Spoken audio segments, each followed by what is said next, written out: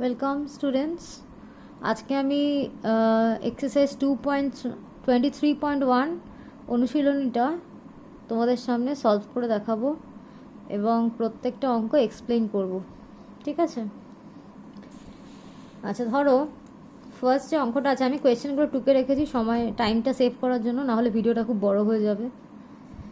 First যে অঙ্কটা আছে, বলা হয়েছে ত্রিভুজ এবিসি একটি ত্রিভুজ, বিসি দৈর্ঘ্য 8 সেমি, এবির দৈর্ঘ্য 10 সেমি, এসির দৈর্ঘ্য 6 সেমি। তো কেন আমি এবিটাকে অতিভুজ নিলাম? কেন 8, 10 আর 6-এর মধ্যে সবথেকে বড় কে? 10 সেন্টিমিটার। আর তোমরা সবাই জানো লম্ব, ভূমি আর অতিভুজের মধ্যে অতিভুজ বৃহত্তম বাহু হয়, 90 ডিগ্রির বিপরীত কোণটা বৃহত্তম হয়। তো সাইন এবিসি, তোমরা যারা ট্রিগোনোমেট্রির বেসিক রেশিওস মানে কনসেপ্ট অফ বেসিক রেশিওস দেখোনি, তারা আমার চ্যানেলে গিয়ে প্লেলিস্টে গিয়ে ট্রিগোনোমেট্রির বেসিকটা দেখে নেবে। ঠিক আছে? সেখানে সমস্ত সাইন, কস, ট্যান সবার অনুপাত শেখানো আছে। তো আমাকে বলেছে এই কোণটার সাইন নির্ণয় করতে। এই কোণটার সাইন। এসি কত? 6 সেমি। এবি কত? 10 সেমি। বিসি কত? 8 সেমি। Sine A B C equal to, আমরা সবাই জানি যে লম্ব বাই অতিভুজ। বেসিক্যালি লম্ব কাকে বলে? যেই কোণটা চাইবে তার বিপরীতটাকে লম্ব বলে। এই কোণটা এবিসি, তো তার বিপরীতটা লম্ব।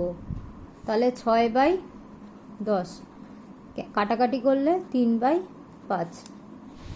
ঠিক আছে? আমি তোমাদের আগেও বলেছি লম্ব মানে হচ্ছে যেই কোণটা চাইবে তার বিপরীত বাহু। এবার ট্যান এবিসি মানে হচ্ছে লম্ব বাই ভূমি। লম্বর ডেফিনেশন হচ্ছে যেই কোণটা চাইবে তার বিপরীত বাহু মানে 6, আর এদিকে ভূমি হচ্ছে কোণ সংলগ্ন বাহু মানে 8। কোনো অনুপাত নেই, অনুপাত বলে কোনো একক নেই। ঠিক আছে? অনুপাত বলে কোনো একক নেই। দেখতে পাচ্ছ আমি কোনো একক লিখছি না। ঠিক আছে? নেক্সট দেখো নাম্বার 2। এখানে আমাকে কিন্তু 3টে বাহু বলে দেয়নি। এবি বিসি বলে দিয়েছে এটা 90 ডিগ্রি, বলে দিয়েছে এসি অতিভুজ, কিন্তু অতিভুজের মান বলেনি।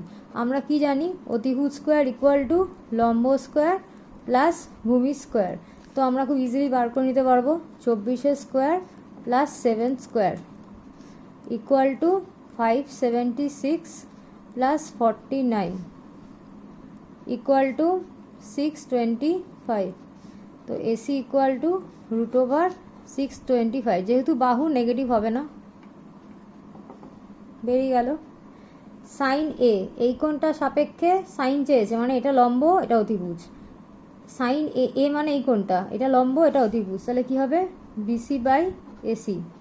বিসি কত? 7 বাই এসি কত হলো? 25। ঠিক আছে? সাইন এ মানে হচ্ছে লম্ব বাই অতিভুজ। এ কোণের বিপরীত বাহুটাকে লম্ব বলে, তাই এখানে বিসিটা লম্ব হয়েছে, আর এসিতে অতিভুজ কনস্ট্যান্ট মানে ফিক্সড, অতিভুজটা পাল্টায় না। লম্ব আর ভূমি কোণ অনুযায়ী পাল্টে যায়। যেই কোণের সাপেক্ষে বলে তার বিপরীত বাহুটা লম্ব। তো আমি এখানে অতিভুজটা পিথাগোরাস দিয়ে বার করে নিয়েছি। এবার একদম নিয়ম অনুযায়ী যা যা অনুপাত বার করব। দেখো তোমরা বাকিগুলো বার করে নিয়েছি, প্রত্যেকটা অ্যাকর্ডিং টু দেয়ার রেশিওস আমি বার করে মান বসিয়ে দিয়েছি। ঠিক আছে? নেক্সট। আচ্ছা দেখো 3 নম্বর অঙ্ক। আমাকে এখানে বলে দিয়েছিল, তোমরা বইয়ের সঙ্গে মিলিয়ে দেখবে, বলে দিয়েছিল এবি 29 সেমি, বিসি 21 সেমি। তো আমি পিথাগোরাস দিয়ে এসিটা বের করেছি। AC square plus BC square equal to AB square, লম্ব স্কোয়ার প্লাস ভূমি স্কোয়ার ইকুয়াল টু অতিভুজ স্কোয়ার। সেখান থেকে আমি এসিটা বের করেছি। এবার ভালো করে খেয়াল করে দেখো, এই কোণটার সাপেক্ষে সাইন চেয়েছে, এই কোণটার সাপেক্ষে লম্ব কি এটা, আর অতিভুজ এটা 21/29। এই কোণটার সাপেক্ষে কস চেয়েছে, কস মানে তো ভূমি বাই অতিভুজ। নিয়ম কি? কোণের সংলগ্ন বাহু ভূমি, মানে এটা ভূমি 20/29। তারপরে আবার একই অঙ্কে এই কোণটার সাপেক্ষে সাইন চেয়েছে, মানে লম্ব বাই অতিভুজ 20/29। এই কোণটার সাপেক্ষেই কস চেয়েছে, মানে হচ্ছে 21/29। মানে এই কোণটার সাপেক্ষে কস মানে ভূমি বাই অতিভুজ, কোণ সংলগ্ন বাহু ভূমি বাই অতিভুজ। কোণ সংলগ্ন বাহু তো এটাও হয় কিন্তু এটা তো অতিভুজ, ঠিক আছে। আচ্ছা পরের অঙ্কটা দেখো, কস থিটা বলে দিয়েছে, এখানে নতুন শিখছো এসব সিম্বল, থিটা সিম্বল হচ্ছে এরকম করে, এটা হচ্ছে থিটা, ঠিক আছে। তো কস থিটা ইকুয়াল টু 7/25। আমি আমার ইচ্ছে মতো এই কোণটাকে থিটা ধরে নিয়েছি। 90 ডিগ্রিটাকে কখনো ধরবে না, 90 ডিগ্রিটাকে কখনো ধরবে না, তুমি এটাকেও থিটা ধরতে পারো, তোমার ইচ্ছা। তো আমি সাইন থিটাকে এটা সাইন থিটা ধরেছি, তো মানে এটাকে থিটা ধরেছি, তো আমার সাইন থিটা বার করতে হবে, মানে এবি বাই এসি বের করতে হবে। তো যাই হোক কস থিটা বলে দিয়েছে, তার মানে আমি কি জানি, সাইন থিটা বার করতে গেলে আমাকে, এটা তো ভূমি আর এটা অতিভুজ, আমাকে লম্ব বার করতে হবে, ঠিক আছে। তো কী করে বের করবো দেখো, ভূমি ইকুয়াল টু ডাইরেক্ট 7 তো আমি লিখতে পারি না, মনে করছি 7x সেমি, লিখে নেবে ব্র্যাকেটে x not equal to 0, x ধ্রুবক, অতিভুজ 25x সেমি। তো ভূমি কি হবে দেখো, আমি পিথাগোরাসের সূত্র দিয়ে ভূমি জানি, অতিভুজ জানি, লম্বটা বের করে নিয়েছি। লম্ব মানে √, অতিভুজ স্কোয়ার মাইনাস ভূমি স্কোয়ার, তো সেখান থেকে 24x বেরিয়েছে। তোমরা কিন্তু এক্সটা না ধরে অঙ্ক করলে তোমাদের নাম্বার কাটা যেতে পারে, কারণ একটা অনুপাতকে তুমি ডাইরেক্ট ধরতে পারো না, ঠিক আছে। তোমাকে সঙ্গে একটা আনুপাতিক ধ্রুবক নিতে হবে, যেটা আমি এক্স নিয়েছি। যাই হোক, তো এবার সব বসিয়ে দিলাম। এবার খুব সিম্পল ব্যাপার, সাইন থিটা মানে লম্ব বাই অতিভুজ কত হবে, 24/25 নাও, মানে এবার আর এক্স লিখবে না, don't write x. Cos theta মানে ভূমি বাই অতিভুজ কত হবে, 7/25। ট্যান থিটা মানে লম্ব বাই ভূমি, মানে কত হবে, 24/7। কোসেক থিটা কত হচ্ছে, কোসেক মানে হচ্ছে অতিভুজ বাই লম্ব, মানে সাইনের উল্টো, 25/24। সেক হচ্ছে অতিভুজ বাই ভূমি, মানে কত হচ্ছে 25/7। কট হচ্ছে ভূমি বাই লম্ব, মানে ট্যানের উল্টো, 7/24। তো তোমরা সবগুলো পেয়ে গেলে, sine theta, cos theta, tan theta, cosec theta, sec theta, cot theta, ঠিক আছে, সবগুলো পেয়ে গেলে মান। এবার আসছি আমরা 5 নম্বর অঙ্কে। কট থিটা দিয়ে দিয়েছে, ট্যান থিটা, সেক থিটা চেয়েছে, এবং আরেকটা জিনিসও চেয়েছে 1 + tan square theta equal to sec square theta. তো যথারীতি আমি আবার পিথাগোরাস সূত্র প্রয়োগ করে কট মানে হচ্ছে ভূমি বাই লম্ব, আমি অতিভুজটা বের করব, ঠিক আছে। দেখো কট মানে ভূমি বাই লম্ব, আমি আবার ধরেছি ভূমিকে 2x, লম্বকে x, 2/1 কিছু নেই মানে 2/1, তো x নট ইকুয়াল টু 0 ধ্রুবক। অতিভুজ বার করেছি, ট্যান থিটা মানে লম্ব বাই ভূমি বার লিখেছি। সেক থিটা মানে অতিভুজ বাই ভূমি, মানে ভূমি ঠিক করে নিও, অতিভুজ বাই ভূমি লিখেছি, বেরিয়ে গেল ট্যান থিটার ভ্যালু আর সেক থিটার ভ্যালু। এবার বলেছে প্রমাণ করো 1 + tan square theta equal to sec square theta. তো আমি খুব সিম্পলভাবে ট্যান থিটার ভ্যালু বসিয়ে দিয়েছি, করে স্কোয়ার করেছি, তো চলে এসছে, ঠিক আছে। মানে তোমাকে খুব মাথায় ভালোভাবে রাখতে হবে অনুপাতগুলো কি কি, সাইন মানে কি, কস মানে কি, ট্যান মানে কি, কোসেক, সেক, কট কোনটা মানে কি, ওটা ভালোভাবে জানলেই, পিথাগোরাস সূত্র অ্যাপ্লাই করলেই তোমার অঙ্ক শেষ। আর একটা জিনিস মাথায় রাখবে, যেই কোনটা চেয়েছে তার বিপরীতটা লম্ব। অনেক স্টুডেন্ট কিন্তু এটা গুলিয়ে ফেলে, লম্ব মানে তারা শুধু যা দণ্ডায়মান এভাবে সেটাকে ভাবে, এরকম কোনো মানে নেই, ঠিক আছে। যেই কোনটা সাপেক্ষে তুমি সাইন, কস, ট্যান এগুলো বের করবে, তার বিপরীতটা লম্ব। আচ্ছা এবার এটা cos theta equal two 0.6, cos theta equal two 0.6, আমি খুব সিম্পলভাবে এরকম লিখতে পারি, তার মানে 3/5, ঠিক আছে।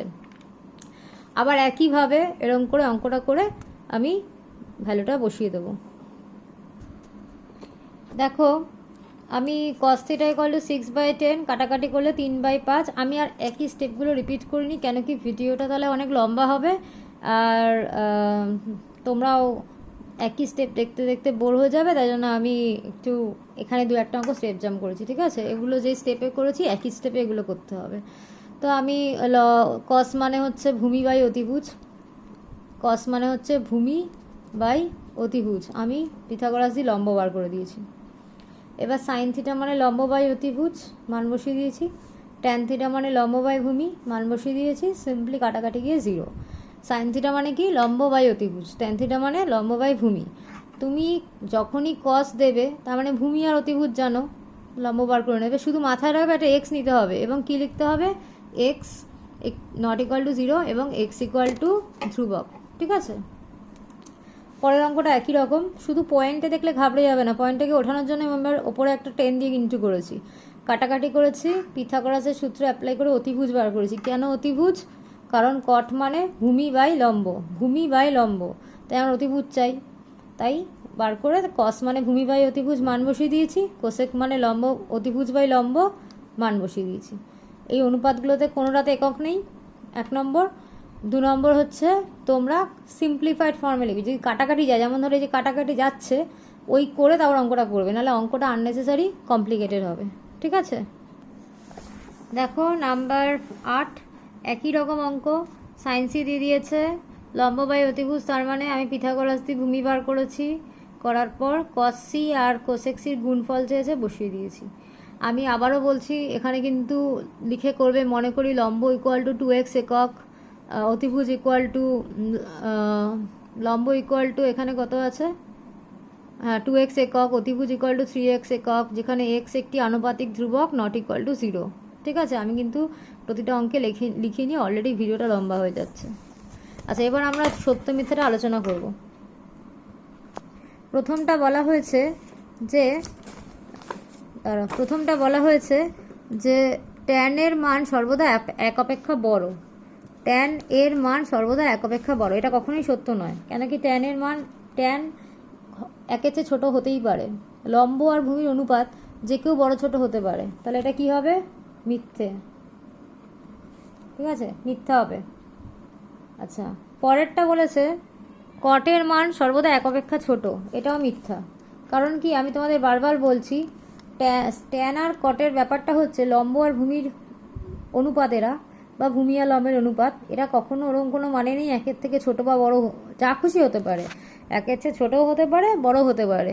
তা আমি কেন মিথ্যা লিখলাম, সর্বদা লেখা আছে বলে, আমি মিথ্যে লিখেছি। ঠিক আছে, সাইন থিটা বলেছে 4/3 হতে পারে, কখনোই পারে না, সাইন থিটা 4/3 কখনোই হতে পারে না, কারণ অতিভুজ লম্বের থেকে কখনো ছোট হতে পারে না।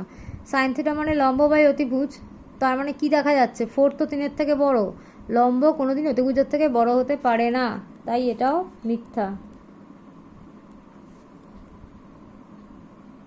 সেক আলফা 12/5 হতে পারে, এটা সত্য। এই কারণে সেক মানে অতিভুজ বাই ভূমি, অতিভুজ সবসময় ভূমির থেকে বড়ই হবে, খুব নর্মাল ব্যাপার। ঠিক আছে, তারপরটা বলেছে যে কোসেক বিটা 5/13 হতে পারে, এটা মিথ্যা। এটা মিথ্যা, কারণ কোসেক কোনোদিন ওপরে, কোসেক মানে ভূমি বাই লম্ব, ওপরটা কোনোদিন নিচের থেকে ছোট হতে পারে না, ও অতিভুজ কখনো লম্বের থেকে ছোট হতে পারে না। আচ্ছা, 6 নম্বরটা বলা হয়েছে কস থিটা 3/5 হতে পারে, একদম সত্য, কস থিটা 3/5 একদম হতে পারে। কেন কি, কস থিটা মানে হচ্ছে ভূমি বাই অতিভুজ, ভূমি সবসময় অতিভুজের থেকে ছোট হয়।